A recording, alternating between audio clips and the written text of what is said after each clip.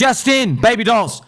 We have discovered somebody out there who likes sitting in the hotel cuck chair. None other than Charles Cuckinson from, from the Cardanzo community. There he is watching us. Right there. Shout out to Mr. Bull Orangutan for just taking a picture.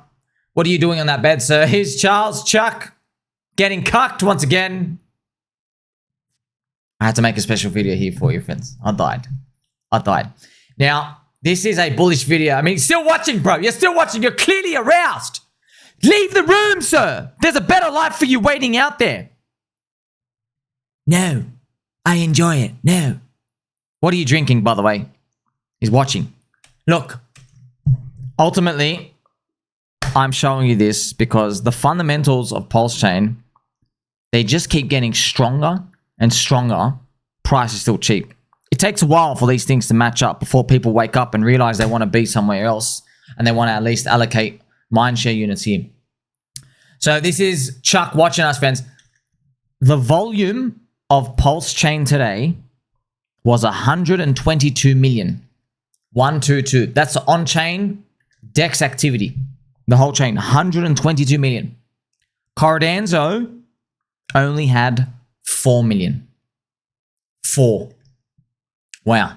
We're literally doing 20, 30 times more volume than them every day. Bang, bang, bang, bang. By the way, even if we were just doing like 3 times more volume, because at one point we were, it's still huge. It's showing you there's real life going on here. And it's been doing this for a while. Now, if you go look at the Cardanzo price chart, you can see, friends, Cardanzo is an actual cult. Cardanzo is rank 9. It's got a $27 billion market cap. And Cardanzo, friends, yeah, its volume is very, very low. It has a premium attached to it because it's like it's competing against Ethereum. And Charles Cuckinson has credibility with the Cardanzo community and everyone out there because he's like an OG of ETH. All right? So that's why the volume, its volume might not ever be giant, even though they keep saying it's going to get better, it's going to get better, right? So it's not saying like you can't just have a high on-chain volume and expect like a flip, but this just stacks up all the things in our favor. You see, like, friends, if you look at one item, you're like, oh, that could matter or that can't matter, maybe. But once you start stacking, we've got 2 conferences. We're gate-kept. Crypto Banter gate-kept us again on the bubbles. Kraken, shame on Kraken, listing Dave PortSoy's meme coin pumping up. He's literally, Kraken, what are you doing, dude? Why aren't you listing us? What's wrong with you? The guy is literally, I'm just a regular American guy. Did I ever tell you I was a regular American guy? Yes, bro. You've told us you're a regular American guy right before you pumped and dumped the coin in literally 14 minutes. And by the way, you think that was a figure of speech, didn't you? Yes, you did. Guess what? I exaggerated. It was actually 6 minutes. I'm not making it up. We made all the posts. Dave PortSoy, just a regular American guy, he bought a coin multiple times. He dumped it in 6 minutes. He bought, tweets, dumps. And he goes, oh, it's crime, or you're all coiners. I'm just a regular American guy. Look, I'm not even going to say there's anything wrong with it. I'm just saying, Kraken, what is wrong with your head when you are missing a 250,000 person strong community of hardcore believers?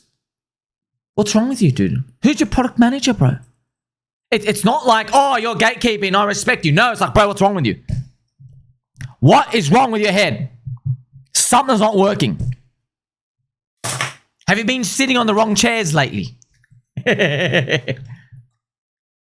What's wrong, man? Look, we don't even really care. It's fun. We're going to win. I'm telling you we're going to win. We're doing $120 million of volume on chain. You think we give a shit about whether your crappy little gatekeeping tactics is going to work? You hate real DeFi. You hate Richard Farp. You hate our conferences. You hate everything we do with the community. You hate us supporting free speech. Hate. Obviously, you hate us because you're just listing junk. You don't respect your users. Clearly, you don't respect your users. Yeah? Friends, if you invite me and other guests over to your place and you started serving me dog shit for dinner, I'm going to start thinking that you don't respect our friendship the way I thought. Okay. Well, in crypto, if you're serving your customers dog shit, you don't respect them. You see them as just rats. Don't you want to give your customers access to a community that's going to shill their bags despite being down 99%, which is what Hex did? Despite the corrupt SEC going after them, despite soy boy Finland government lactating man-titties, trying to say that Richard Hart tried to bash some 13-year-old kid in some steroids no one believes anyway. You're giving them access to a network that has 2 conferences per year. We've got a pirate, we've got a doctor, we've got a lawyer, we've got a fluffy microphone. 170 plus content creators. You are literally restricting friendship and kindness for your customers. And instead, you're like, hey, take Dave PortSoy's dog shit new meme coin. Just a regular American guy, just doing a regular American pump and dump.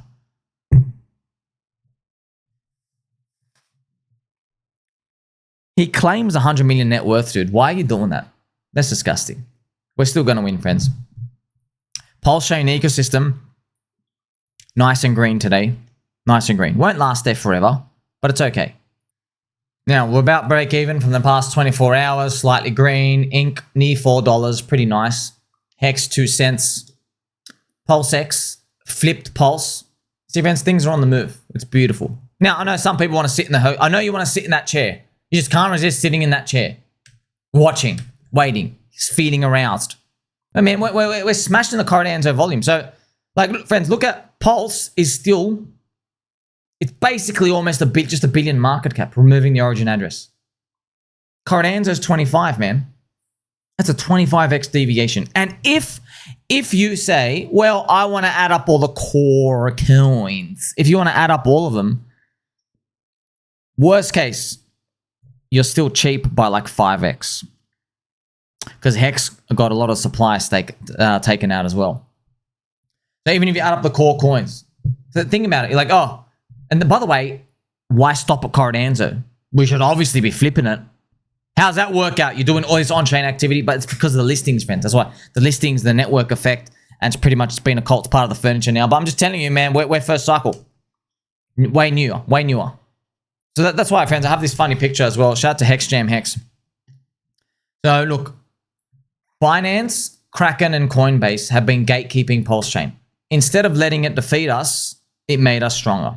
We made our own exchanges, real DeFi, bubbles, memes, and culture. We even made our own conferences. PulseChain is here to win, pump soon. So you have this meme, friends, you know, just everyone in here with the Pikachu hat, just hanging around out here, and someone says, but the real DickWifButt is on Coinbase. And here we are just giving a big thumbs up, and then we move our eyes down, and here we are all partying. You see, friends, in PulseChain, we don't give a crap about this gatekeeping stuff anymore. We literally just do everything ourselves. It's like we expect to be gatekept.